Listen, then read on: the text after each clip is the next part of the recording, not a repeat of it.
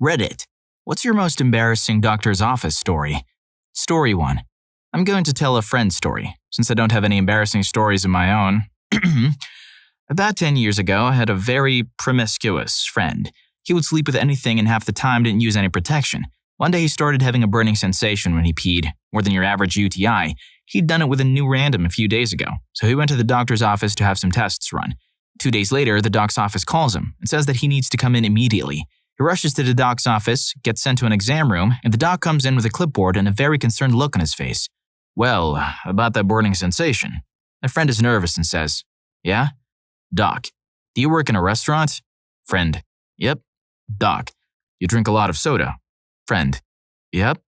Doc, something citrusy, like Sprite or Sunkist? Friend, Yep. Doc, that burning sensation when you pee is excess carbon acid in your system being eliminated. Cut out the soda and stick to water and you'll be fine in a couple of days. Friend, why'd you have to call me down here to tell me that, Doc? Doc, so you'd stop doing it unprotected. Story 2. Back in college, I was showering one evening and noticed a lump on one of my nuts, which wasn't there before. I immediately assumed the worst, as you probably should with a lump suddenly appearing in your body, and made an appointment with the school clinic the next day. I'd already said my goodbyes to the little guy. I was ready to have him removed. Sorry, dude. Your cancer habit is destroying the body. You have to go. Good luck, live long and prosper, etc.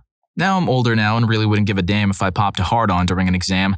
I'd be all like, hey, yeah, I still got it. Being an unrepentant perv in situations like that is one of the great parts of getting older, but that's not part of the story. Anyhow, I really didn't want to get hard, or generally go showing my pecker to strangers, but I also didn't want to pass away.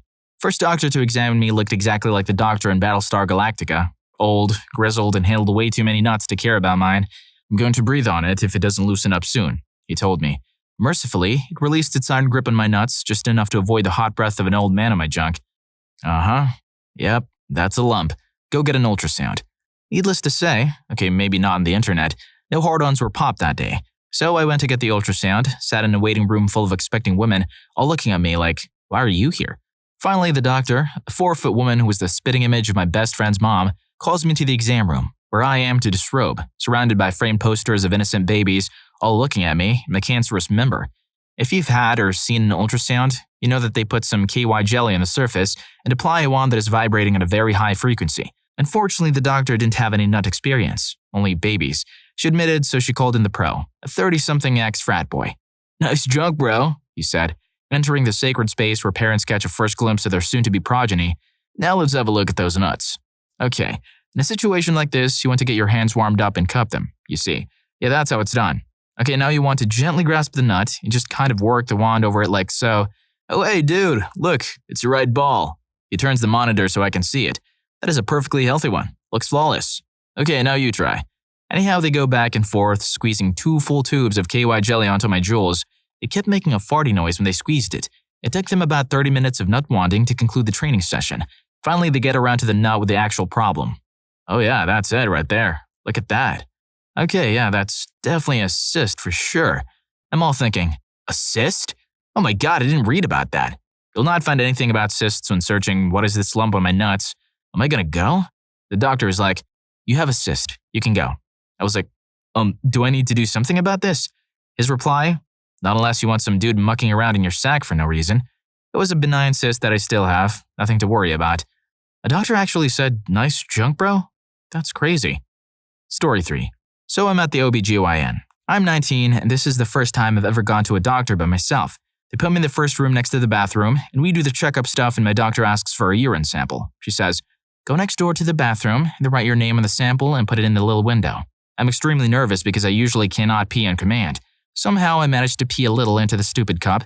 I write my name on it, and then I realize I have no idea what to do with this cup. I look around the small bathroom, and all I see is a silver cabinet and a sink. I walk out to the bathroom with this pee cup and bump into this young pregnant woman. I look into her eyes and say, I peed in this cup. She looks confused. Do you know what I'm supposed to do with this pee cup?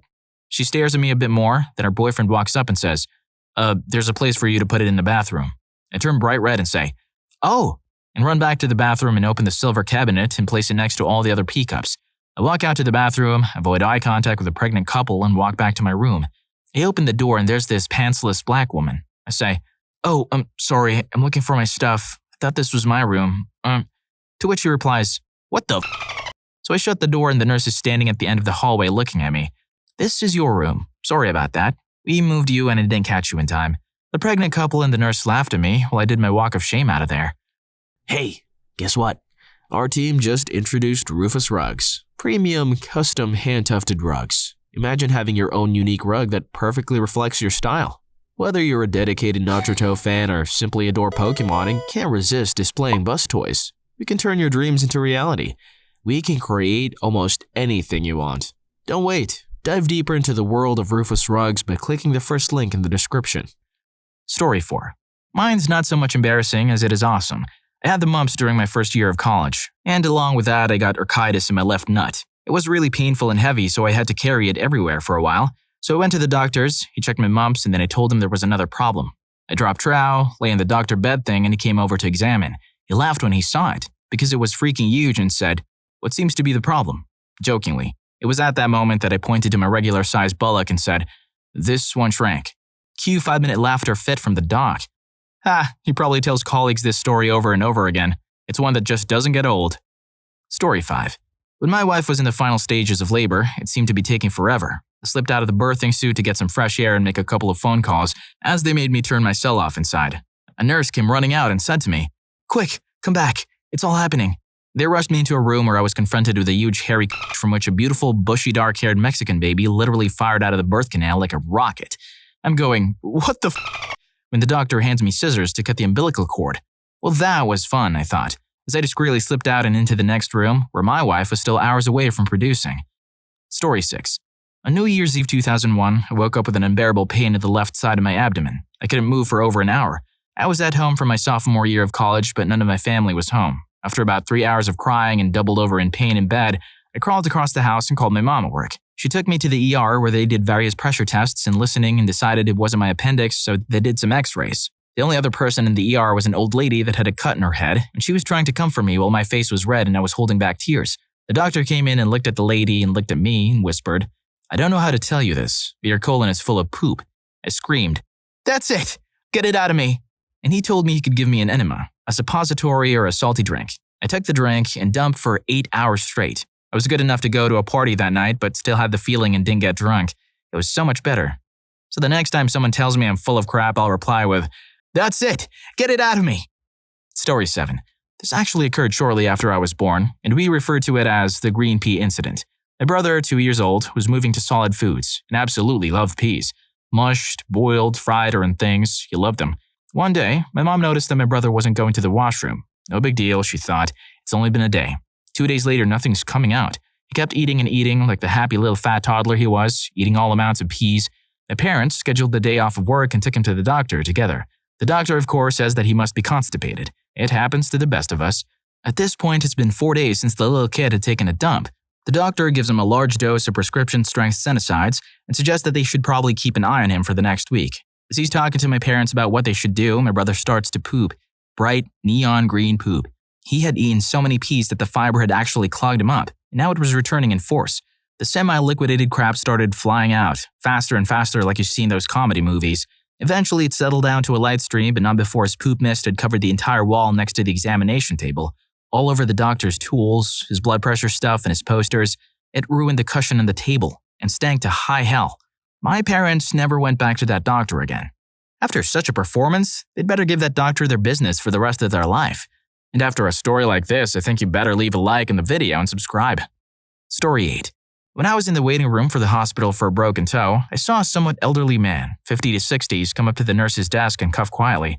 She waved him off as a sign to tell him to wait a minute, and he started to pace nervously. He was able to catch a male nurse walking by and tried to discreetly tell him he needed immediate medical attention. I was wondering why the guy was so antsy. That's when I noticed it.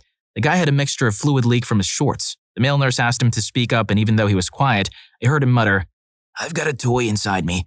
I can't reach it, and I don't want the entire hospital to know about it." The male nurse seemed to hesitate a bit and motioned him to wait in an isolated room. Story 9. Wasn't embarrassing for me, but more awkward or hilarious. I was sitting in the waiting room of my OBGYN with about 20 other patients waiting to be seen. It's dead quiet in there except for one girl who's on her phone, probably in her late 20s, talking to I can only assume is a close friend. Her one-sided conversation went like this. "Girl, I'm at the vajayjay doctor right now." Yes, she called it that. "Getting my stuff checked out. I don't know what the hell's wrong. That stuff is ripe. Smells like Mama stuffed a catfish down there. Yeah, there be rainbows left in my undies. For reals. Green, blue, and red. Oh, him? Shh, I can't talk about him right now. Girl, I be in a waiting room full of people. She was white as white can be, and totally made me gag on her crassness and stupidity. Story 10. A couple years back, I had to get a physical for work. Ended up seeing an incredibly hot young nurse practitioner. I was 19 at the time, she was probably 25-ish. As I got time to turn my head and cough, so to speak, she sat down, face level with my waist, and I immediately knew that within seconds I was going to have a raging clue. So I'm standing there, hoping she'll hurry, already blushing furiously, and she takes this moment to look up, currently holding my nuts, and commence the standard medical practitioner's small talk routine. Are you in school? What for? You follow the Phillies? By the time Dr. Q&A was finished, she looked back down to be greeted by a big heart-on. She laughed a little and said, "Oh look, he likes me," then moved on with the physical. Well, at least she was cool with it. Can't really blame the guy for getting it up. Story 11. So I used to always get pilonidal cysts when I was in high school. From between 13 to 18, I had it 5 times, which according to my doctor is a lot. These things used to hurt bad. I'd get them right above my tailbone and would feel like the tailbone was broken. If I didn't get it dealt with right away, I wouldn't be able to walk from the pain. The last time I ever got one was horrible. It was Halloween, and I was at my friend's house when I noticed it starting to hurt. I knew right away what it was. The next morning, I had my mom take me to the doctor's office. But because it was a Saturday, my family doctor's office was closed, so we ended up going to a walk-in clinic. The doctor took a quick look at it, said it wasn't the problem, and sent me up for an x-ray. By the time the x-ray was over, it was hurting beyond anything I could imagine. It felt exactly like one of the cysts, but I trusted the doctor's word. Later that evening, the pain was so severe I had to go to the emergency. At the hospital, the doctor there took another quick look at it and told me it was nothing. He prescribed me some pain medication and sent me on my way. That night was horrible. I was terrified. I thought there was something severely wrong with me. I thought I cracked my tailbone after I fell over a balloon at my friend's house or something. On Monday, after a weekend of intense pain, I could finally go see my family doctor. I remember the waiting room being filled with people. It hurt too much to sit, so I stood in the corner with my back bent weird because it hurt too much to stand straight. All of a sudden, it felt instant relief, followed by a smell that was quite honestly the worst smell I ever smelled in my entire life, even to this day. It smelled like death. The people around me could smell it too. Everyone started coughing but trying their best not to offend. I could feel my pants were completely wet. When my name was called, I was so embarrassed. Everyone knew the smell was coming from me, and now they could see my drenched clothing. I mean, it was like I just dipped the top of my pants and the bottom of my shirt in water. That's how wet they were. The faces of the people were that of utter shock. They must have thought I pissed myself. Later in the doctor's office, the doctor took one step inside the room and said, "Ah, another cyst?" He knew just from the smell what it was. He took a look and said it was the biggest one he had ever seen. He signed me up for surgery. Before, I just got little surgeries just for him to pop a cyst, not a surgeon that was going to remove the skin around the area so it would never return. I had never had one since.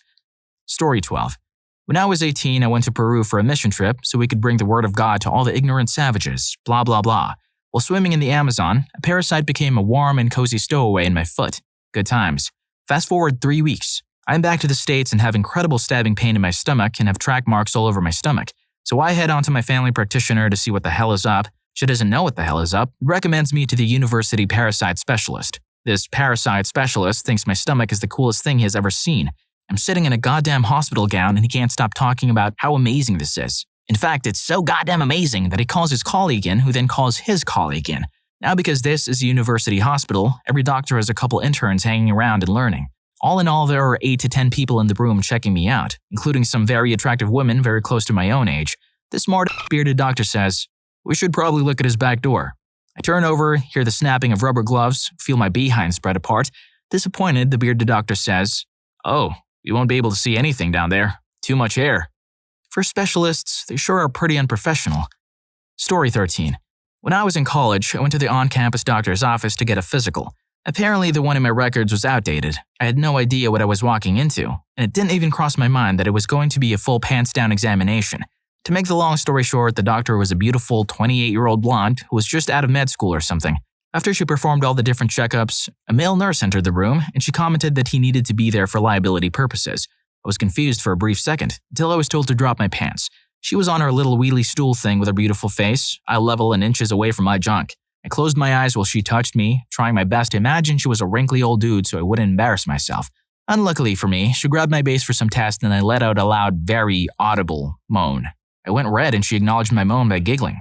It's okay. Nothing surprises me anymore. I just stood there, shaking my head no in silence, red-faced and accepting my shame. Story 14. I think I am funnier than I am, and it gets me into awkward positions sometimes. I had a yearly girly doctor checkup, and it was with a doctor I hadn't met before. We were chatting, and everything was going fine, but I had to keep telling her that she was hurting me, because she damn well was. We were all finished and went to the counter to get my pills, and she came out holding a $5 bill and asked if it was mine. It was. Must have fell out of my pocket, so I responded with, "Yeah, it's a tip. Hopefully you'll go gentler next time," and gave her an over-exaggerated wink. It was so stupid that all I could think was, what the hell are you doing? And because I was so self-conscious, it caused me to kind of half-spaz while winking. She just handed me the money and didn't even pity smile at me. I have luckily never dealt with her again. Not gonna lie, it sounded like they requested a happy ending for the next visit, and she's probably avoiding them. Story 15. I've got a classic. So I had this throat infection. It was horrific. After a week of being miserable, I went to the doctors to get it checked out. Now, I have never had a hot doctor before, but the one I got was this lovely mid-late 30s blonde. Very lovely. It comes to the point where she has to take a swab of the back of my throat and she says, "I'm afraid this will make you gag." Now, I remembered a thing my housemate had told me that if you squeeze your left thumb in your left hand really tight, it removes your gag reflex. So I proclaimed this to her, and to her disbelief, go on to prove it works. Lo and behold, I don't gag. She says, "Wow, where did you learn that?" To which I obviously say, some guy showed me." She raised an eyebrow. I went bright red, and that was it for talking. I definitely hope this person is a girl, because if not, that would have been way worse. I hope you enjoyed the video. If you made it this far, I'm sure you'll enjoy what happened in your "this is not a drill" moment during school, work, etc. Story 4 was crazy. See you in that video.